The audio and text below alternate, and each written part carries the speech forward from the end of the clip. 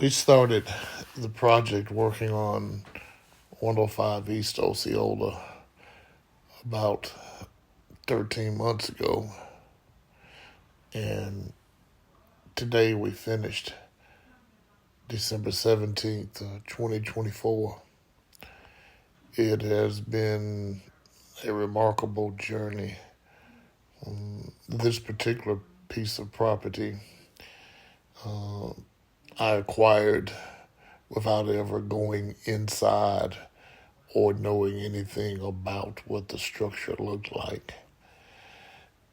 Um, Once we closed on the property and went inside, I realized that I really had my work cut out for what we needed to do to bring this particular house back to life. It meant something to me to commandeer this piece of property, if you will. There were others out there that were trying to grab it, and I wasn't sure what they were going to do with it and whose hands it might fall into. It meant a lot to me to be sure that that piece of property and all properties in the brook remain in the hands of those who have endeared themselves to the community for a very, very long time. Didn't want to see a corporation come in or it to fall into people's hands who really have no real significant care for that neighborhood at all.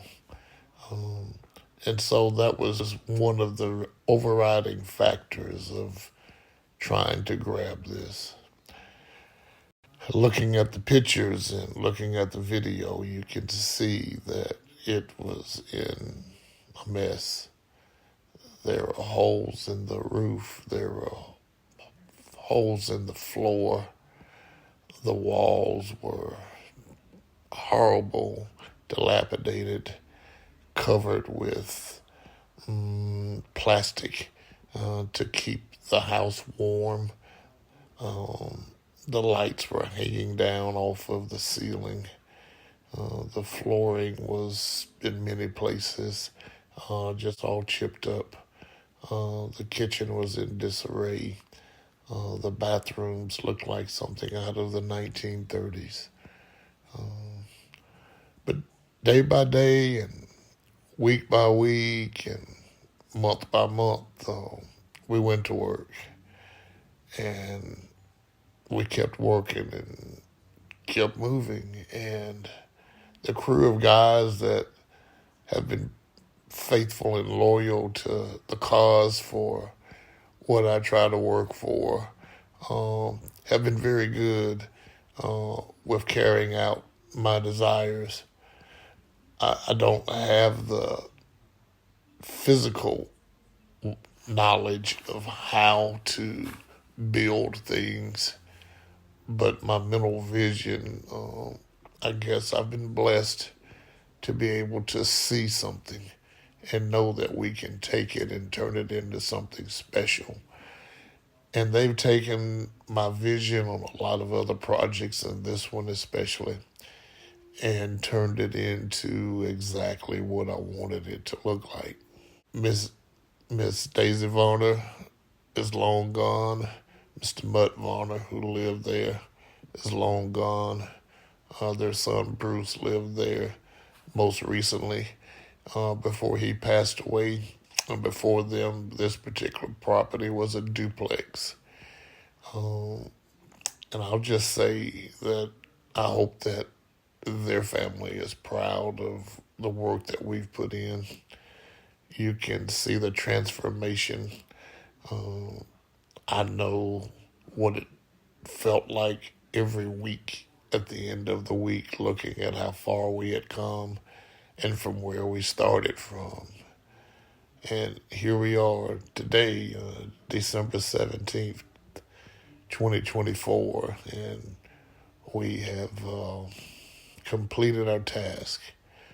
We've set it up to house a family, and it will benefit someone to be able to live, and it will be hopefully a beacon light for those coming into the brook to look at it and say, that we can do that. We can have pride in the properties that exist in this neighborhood, and we don't need outsiders to come in and do it for us. We can do it ourselves.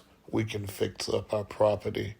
We can repair it. We can renovate, and we can show others that our neighborhood is just as valuable as anyone who's living in other parts of Elmore County whose property values may be higher than the property values in West Wetumpka. You know, this was more than an investment for me. This was all about pride. This was all about believing that this neighborhood, the one that I grew up in, still has viability, and it still can be meaningful to the people there and the children who will grow up in that neighborhood for years and years to come.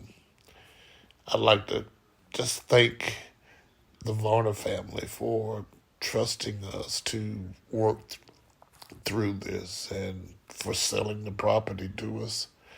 They could have sold it to others, and they didn't do that. And I'd just like to thank them for giving us the opportunity.